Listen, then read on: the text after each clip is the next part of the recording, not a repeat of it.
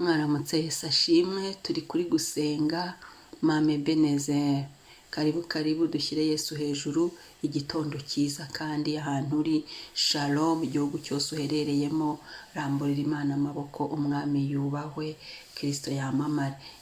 Umwuka weriyo yaje, nashobora kunsiga ukundi.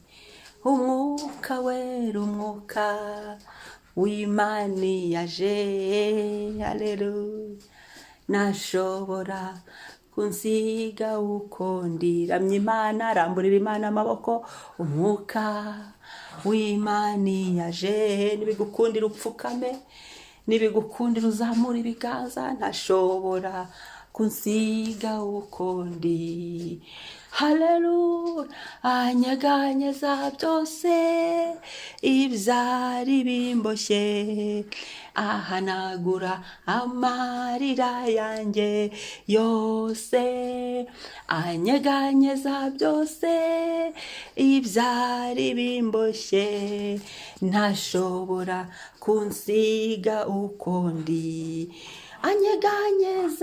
Anyeganyeza byose ibyari bimboshye, ahanagura amarira yanjye yose.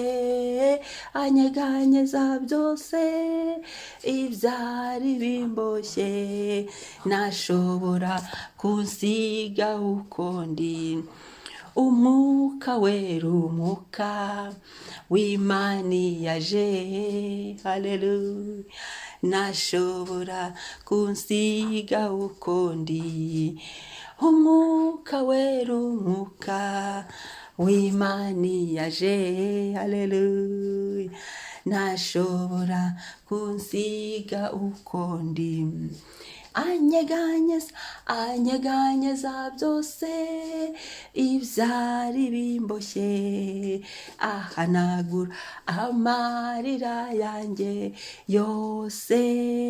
Anyeganyeza byose ibyari bimboshye, ntashobora kunsiga ukundi.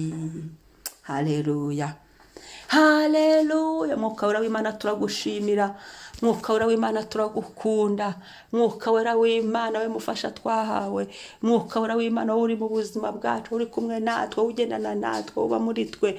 Mwuka wera w'Imana wowe uva ku Mana nzima, wowe uva ku Mana, haleluya.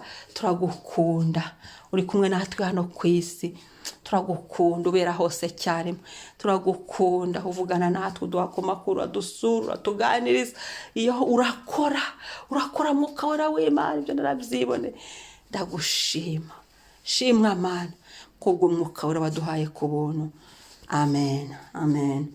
Adusome Danieli igice cya mbere umurongo wa 17.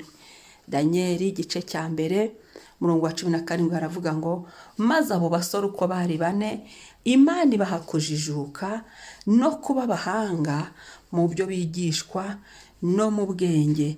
Ariko Danieli yagiraga ubwenge bwo kumenya ibyerekanwa byose no gusobanura inzozi. Amen. Maze abo basore uko ari bane, Imana ibaha kujijuka no kuba abahanga mu byo bigishwa no mu bwenge. Ariko Danieli yagiraga ubwenge bwo kumenya ibyerekanwa byose no gusobanura inzozi.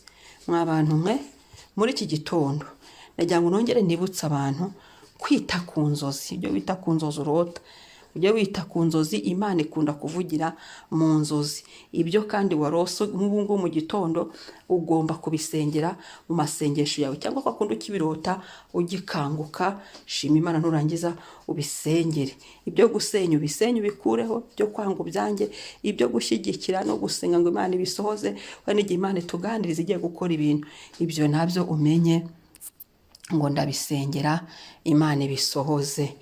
Amen. Inzozi kandi ufite impano y'inzozi kugira ngo ikure, wimenyereza kwandika ibyo warose. ukajya ubyuka ukabyandika, ukagira agenda yawe, ikayi yawe y'amasengesho. Nkunda kubwira abantu ngo gira agenda y'amasengesho, gira ikayi y'amasengesho, kugira ngo ujye usubiramo inyuma urebe ati ibi narabisengeye, ibi Imana ikoze dore ko byari bimeze nuko, ukagira uko ugendanye n'Imana yawe mu masengesho yawe. Reka ngaruke muri iri jambo ne kugera kure. Iri jambo maze abo basore uko bari bane, Imana ibaha kujijuka. Reka dusenge. Imana itujijure no kuba abahanga. Imana iduhe kuba abahanga. Iri jambo kandi umuntu yanarisengeramo abana, kugira ngo abana bacu Imana ibajijure, ariko nako dukeneye kujijuka. Abahanga mu byo twigishwa no mu bwenge no mu byo Imana itwigisha. Kandi Daniel we yarafite akandi karusho ko kugira impano y'ubwenge yo kumenya ibyerekana. Ngo yarafite iyerekwa no gusobanura inzozi. Yarafite impano y'inzozi no kuyisobanura, akagira n'impano yiyerekwa. Dukeneye iyerekwa. Dukeneye iyerekwa kuko hari ibintu byo mu mwuka tuba tugomba kureba. Hari abantu mu mwuka dukeneye kumenya. Hari ibintu tuba tugomba kureba mu mwuka kuko bituma tumenya ibyo dusengera, bigatuma tumenya direction, orientation y'Imana ishaka, y'ibyo umwuka wera ashaka, tugakorera aho ngaho tutiyoboye. Amen. Reka dusenge. Mana ndagushimiye, ugize neza Mukiza, ngusize hejuru. Iki gitondo turagusabye ngo tujijure. Kubw'ubuntu turisengera kujijuka. Tujijuke Mana. Twe kubinjije kandi umwuka wera w'Imana yaraje. Twe kubinjije kandi wowe uri Imana, umukozi w'umuhanga, wowe ari we munyabwenge, waraduhaye Yesu. Oya, reka turasenze Mwami. Amaraso ya Yesu aciye mu mitwe yacu, tujijure mu bwenge bwacu, mu bwonko bwacu, mu mikorere yacu, mu mwuka wacu. Tujijukire kumenya Imana. Tujijuke mu buzima busanzwe. Tujijuke mu mibereho yacu. Tujijuke. Turanze ubujiji. Turanze kujijwa mu izina rya Yesu. Jambo ryaravuga ngo uzatubarira iminsi yo kujijwa kwacu Mwami. Ariko ubu turagusabye ngo tujijure. Ni wowe Imana itanga kujijuka. Yesu tujijure. Amaraso ya Yesu atwuhagiremo ubujiji bwose, ahubwo tujijuke. Ahari hari ubujiji hagemo kujijuka. Turasenga Mwami ubuhanga. Reka duhagarare muri iki gitondo Mana, kuri uyu munsi nk'abanyabwenge b'abahanga Mana. Ubuhanga ni wowe. Ubuhanga butuma umuntu akora ibintu, butuma umuntu abashishwa gukora neza, bituma umuntu imirimo yacu mu buhanga waduhaye tugira ibyo dukoze mu izina rya Yesu, tukabikora neza mu izina rya Yesu. Turisengera ubuhanga buturutse kuri wowe, mu byo twiga, mu byo twize, mu byo twigishijwe. Ubuhanga Mana, reka tubabemo abahanga. Nidukora akazi tujye tugakora neza nk'abahanga, nitugenda tujye tugenda neza nk'abahanga, nihagira serivisi baduha tuyikore neza. Muri uyu munsi Mwami udushyire mu mwuka w'ubuhanga mu izina rya Yesu. Abikora ku giti cyabo Mwami, tutanga amaserivisi meza mu buhanga bwawe Mwami. Yewe haleluya. Ibyo bizatuma tugira abakiriya tutanabasenye, bizatuma ibyacu bigenda neza tutanabisenye. Uko tubikorana ubuhanga tugakora ibyiza, bizatuma abantu batugana, bizatuma tugira umugisha mu izina rya Yesu. Haleluya. Ndagushimiye. Duhe impano y'ubwenge Mana. Ubwenge burakenewe. Ijambo ryaravuga ngo ubuze ubwenge nabugusabe. Uduhe ubwenge Mana. Turisengera ubwenge Mwami. Ubwenge muri iyi si burakenewe. Ubwenge turabukeneye Mwami. Ubwenge bwo kubana n'abandi, ubwenge bwo kuba muri sosiyete aho tuba, ubwenge bwo kuba muri ibihugu tubamo Mana, ubwenge bwo kugukorera Mana, ubwenge bw'abakozi bawe, ubwenge bwo kurera, ubwenge bwo kubaka urugo, ubwenge Mwami, ubwenge bwo kubana n'abaturanyi. Dukeneye ubwenge muri domene z'ubuzima bwacu Mwami. Dukeneye ubwenge mu mibereho yacu Mwami.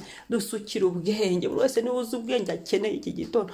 Duhe ubwenge Mana. Uyu munsi duhe ubwenge. Aho turi bujye duhe ubwenge. Mu migenzereze yacu duhe ubwenge. Mu mivugire yacu duhe ubwenge. Mu mikorere yacu duhe ubwenge. Aho turi duhe ubwenge. Abo turi buhure nabo duhe ubwenge. Duhe ubwenge bwo kumenya tukwiye kuvuga ibyo tutakwiye kuvuga. Duhe ubwenge bwo kumenya igihe cyo gusubiza n'ikitari cyo gusubiza. Duhe ubwenge Mwami.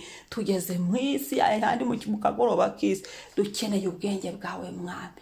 Utuma tumenya ikibi ni cyiza, butuma durushaho gusobanukirwa ibyo ukunda. Ngo kubaho Uwiteka nibwo bwenge. Ubwenge butuma tukubaha, ubwenge butuma dukiranuka, ubwenge butuma tukunezeza Mana. Haleluya. mwami wari warahaye Daniyeli ubwenge bwo kumenya ibyerekanwa, duhumura amaso mwami natwe tumenye ibyerekanwa, ubu bwenge budusukirwemo, ubwenge bwo kumenya, ubwenge tugusabye hazemo n'ubwenge bwo kumenya ibyerekanwa mana.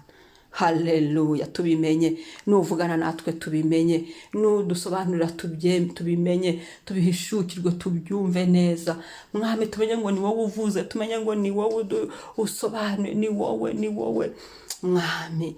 Haleluya, amaso yacu yakoreho, tubone tugira amahereko amazima, tugira inzozi zizima mu izina ry'Yesu. Amatwi yacu turayasengeye, twumve icyo ushaka kuvugana natwe, tugisobanukirwe, tugishukirwe, ubwenge bwacu turabusengeye mwami, imitekerereze yacu kumva no kwakira ibyo uvuze mwami, ibyo byose turabisengeye. Suka mu mwuka wawe, suka mu muriro wawe mwami, impano zacu bari bafite impano zo kurota turazisengeye, ongera uzisukemo mwami amavuta mashya, zongere zikore mu izina ry'Yesu. Bavuga ngo mvugana n'abantu ngo mwijuru abantu bashyizwe, kandi uvuga rimwe ndetse kabiri ngo abantu bumve.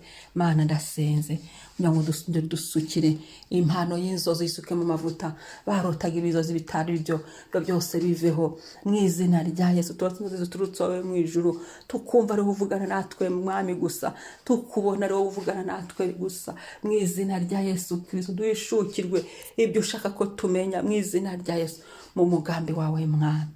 Icyubahiro kibi cyawe, dusobanukirwe inzozi turota, dusobanukirwe amahereko kuduha mu izina rya Yesu, tubashishe mu izina rya Yesu. Impano uyakitive muri twe mwami, mu buzima bwacu bitugirira umumaro, dushobore kugenda urugendo rw'agakiza twumva ijwi ryawe dusobanukiwe, urugendo rw'ubuzima twumva ijwi ryawe kandi dusobanukiwe mu izina rya Yesu.